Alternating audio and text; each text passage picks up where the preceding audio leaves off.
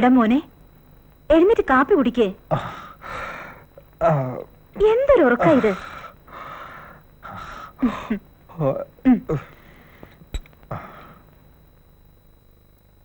എന്താണ് ഈ പേപ്പർ? ഏത് പേപ്പർ?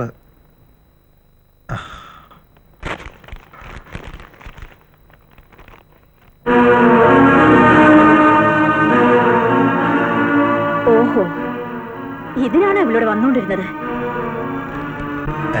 എന്ന് ചോദിച്ചിട്ട് തന്നെ കാര്യം.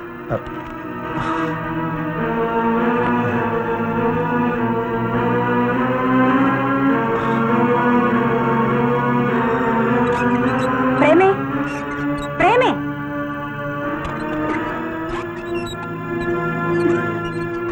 ഈ കത്ത് ആരുടെയാ? സത്യം പറയണേ. അപ്പോ ഇതിനാണല്ലേ നീ ദിവസം വീട്ടിൽ വന്നോണ്ടിരുന്നത്? അവന്റെ പ്രായം എന്താ, നിന്റെ പ്രായം എന്താ?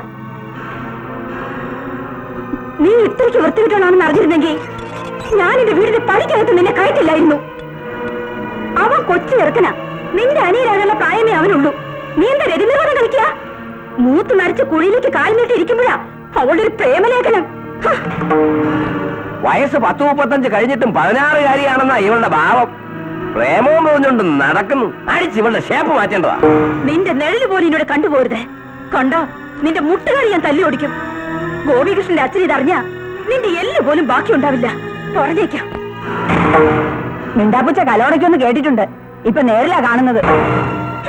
അവളുടെ ഒരു കത്ത്.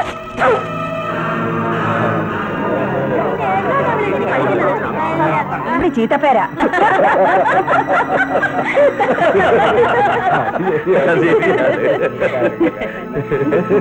പാത്തും പതുങ്ങി നടക്കുന്ന കണ്ടപ്പോഴേ ഞങ്ങൾ ഊഹിച്ചതാ ആരെയോ കമിഴ്ത്താനാണെന്ന്. പക്ഷേ ഇത്തരത്തിലാണെന്ന് കരുതിയില്ല.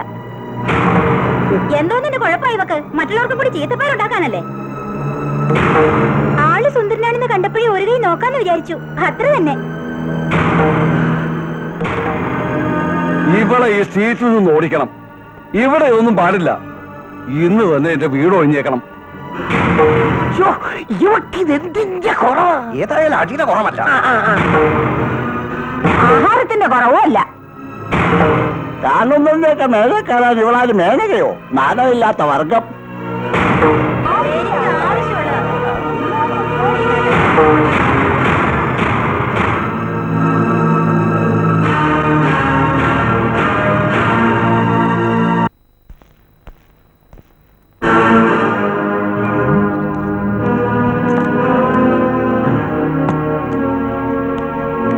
ഇവള് സ്ഥലം വിട്ടോ?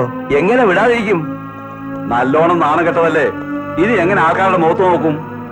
അത്രയ്ക്ക് വഷളായതല്ലേ. എങ്കിലും ആരും അറിയാതെ രാഖിരാമാനം സ്ഥലം വിട്ടല്ലോ, അത് മതി. സ്ഥലം വിട്ടതാണോ വല്ല പുഴയിലും ചാടി ചത്താണോ ആർക്കറിയാം. എന്തായാലും ഒന്ന് പോയി കിട്ടിയല്ലോ. അങ്ങനെ പറയാൻ പറ്റത്തില്ല. ചിലപ്പോ അവൾ ഇങ്ങോട്ട് തന്നെ തിരിച്ചു വന്നാലോ? വരത്തില്ല. കൊച്ചമ്മ, കൊച്ചമ്മ, ഒരു കാര്യം അറിഞ്ഞ? എന്താ? പ്രേമ സ്ഥലം വിട്ടെന്ന്. വീട് പൂട്ടിക്കിടക്കണം. എപ്പോ പോയിന്ന്? ഇന്നലെ രാത്രി. എങ്ങനെ സ്ഥലം വിടാതിരിക്കും? അത്രത്തോളം വഷളായതല്ലേ.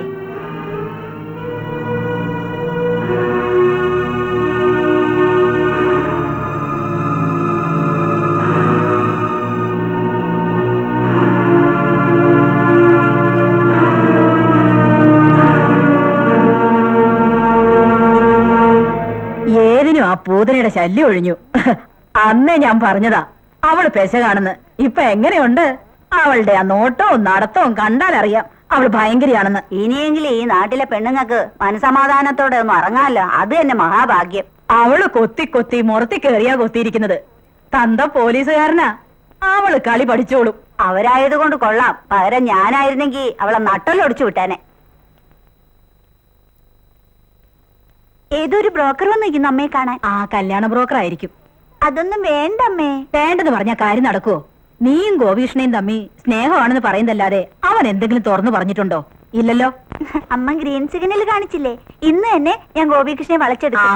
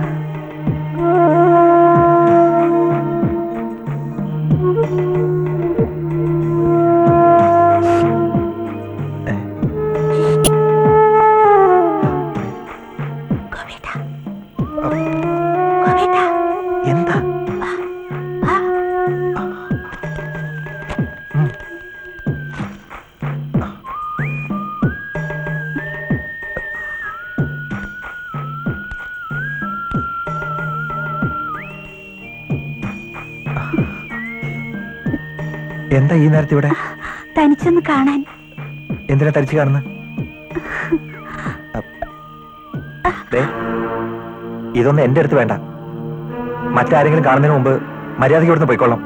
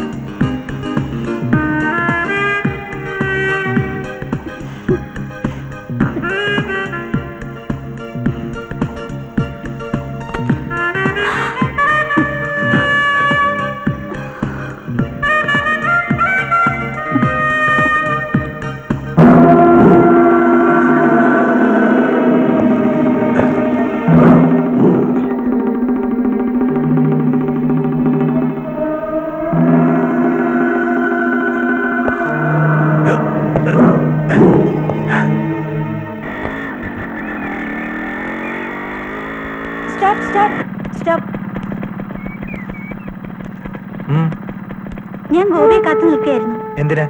ഒന്ന് കാണാൻ. ഞാനും അങ്ങോട്ടാ. എനിക്കൊരു ലിഫ്റ്റ് തരാമോ? പറ്റില്ല. അതെന്താ? ഞാനും കൂടി ബൈക്കിന്റെ പുറകിലിരുന്ന് വന്നാ തേഞ്ഞു പോവോ? ആട്ടിനോട് ചോദിച്ചിട്ടാണോ കായ വരയ്ക്കുന്നത്? വണ്ടി വിട്ടോ.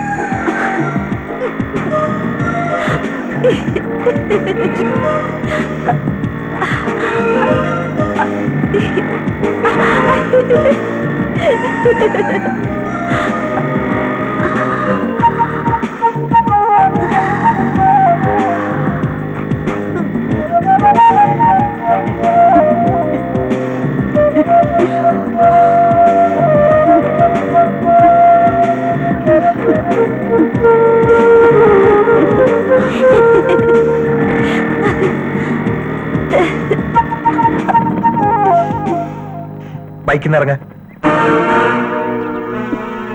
അങ്ങോട്ട് ഇറങ്ങണ പറഞ്ഞ.